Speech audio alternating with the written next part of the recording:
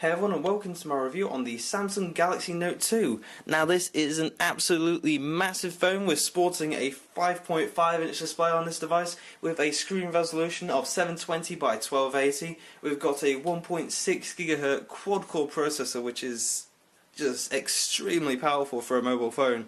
In this device as well, it makes it extremely fast and snappy. We've got an 8 megapixel camera on the back with LED flash. Of course, the Samsung the S Pen on the bottom, which is fairly useful. Micro USB charging port on the bottom, as well as our speaker grill on the back. On the top, we've got the 3.5mm headphone jack. Left hand side, we've got the volume rocker. And on the right hand side we have got the power on off switch. Sorry if that's not all in focus. It's also got a 3100 mAh battery, which is good for, well, this is the second day I've ever used it without charging it, and as you can see there, we've got around about 50% battery left, so it's a good battery. It's good for at least a day or two. Okay, so we're quickly going to run the quadrant standard test as I give you a bit of information about the device. Now, as I said, with regards to the battery, this is the second day it's gone without being charged, and as you can see, we're still at around about 50% battery, so that's extremely good. I mean, I can kill the battery in a day if I give it really heavy usage, but with your average usage, this device will easily last a day or two. So that's going on the web, tweeting, reading your mail, and making the odd phone call and texting. It'll easily last a day or two throughout that, so if you're giving it heavy usage like playing lots of games, then you might be able to kill it in a day, maybe a day and a half. But yeah, as you can see here, we're running the quadrant standard test. It's getting on average about 60 frames per second per test. Now the call quality on this device is also really good. It's a nice loudspeaker, so even if you're partially deaf like I am, you won't have any problems hearing this device when you're on the phone. It's nice and clear. As I said, it's also really loud. So it's a great device for the phone. It's also got a great internal microphone. It's nothing amazing. It does a fairly good job at sound cancelling, well, background noise that you don't really want in the call. But other than that, great device. And as you can see here, we have pulled in an absolutely massive score. It's nearly at 7,000 on the quadrant standard test, whereas the HTC One X, which is a really powerful device, we'll just let this focus. Oops. As you can see, the HTC One X just pulls in about 4,800. So yeah, extremely powerful, and the score really speaks for itself. Now, a lot of you will be wondering what the screen quality is actually like on this device, and as you can see here by this little demo video from Samsung, it is staggeringly good. It's really clear, really bright, and extremely vibrant with its colours. It's fairly accurate. I mean, it does blow up some colours on the camera, but the actual images itself that it pulls in are fairly good. The blown up colours aren't in the actual images when you look at it on a proper computer. So it's stuff like grass sometimes that'll make it look a bit fluorescent. But other than that, it's a great display. As you can see here on this demo video, at least, it gives you some really nice, accurate colours, and the speaker isn't too bad either.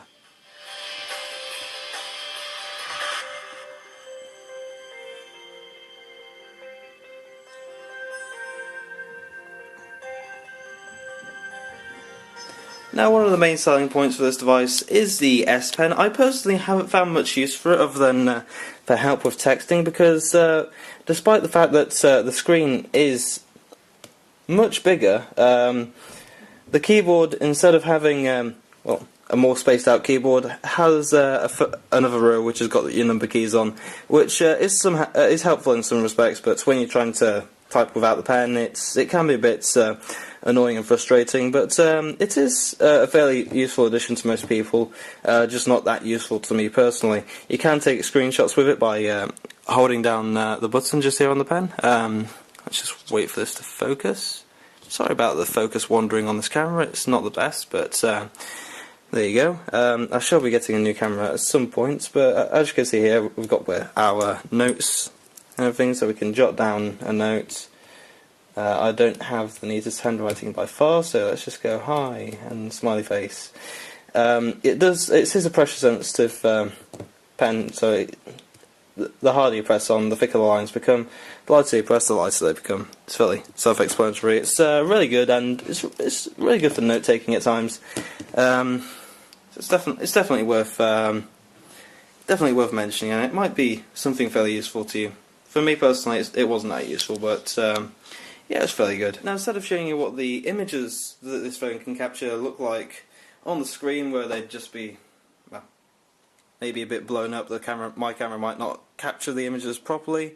I'm going to leave it at this. I'll leave a link to my Flickr account, which will have all the test photos and videos in the description below. It is a really good camera, it's really sharp, and it is fairly good at capturing colours and detail, so if you want to check out the camera quality, the link on Flickr will be in the description below, where you can check out all the highest quality photos that I've taken and videos as well. You'll also have a few of the best photos that I've taken on it right at the end of the video as well, so if you want to stick around for that, then yeah.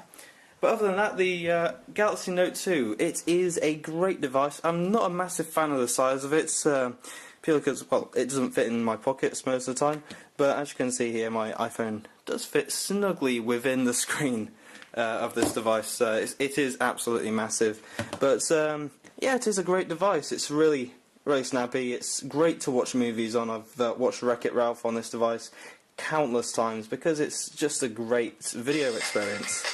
And let's just back out of that. One of the other features I have forgot to mention is, let's just go on to Wreck-It Ralph actually,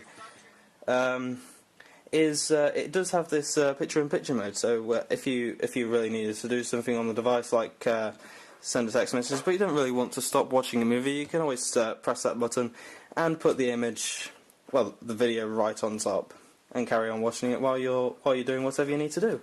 And then after you finish, double tap it, and you're straight back into the video. And as you can see, this film does look really good on this device. It looks stunning. It's a great display, definitely. Now I'm going to turn that off before I get into many more problems with copyrights. But yeah, overall, the Galaxy Note 2 is a great device, especially for media consumption and for gaming. It's really fun, and for games like Draw Something, the S Pen is a great addition. It makes it a lot easier to draw if you're absolutely horrendous at art like I am. But anyway, that's the Galaxy Note 2. If you want to see more reviews from myself, then hit the subscribe button above. If you like the video, then hit the like button below. Sorry about the lighting that's reflecting off the phone. My room is... I don't really have anywhere to film at the moment in my room, so yeah, we've had to go with the living room. But anyway, that's that. Thanks for watching, everyone, and yeah, I hope to see you in the next video, which will hopefully be a review of the BlackBerry Z10, which is a really interesting device. It's really fun to use. I've already tried one at work, and yeah, it's a great device. So anyway, I shall see you all in the next one. Thanks for watching, I'll see you later.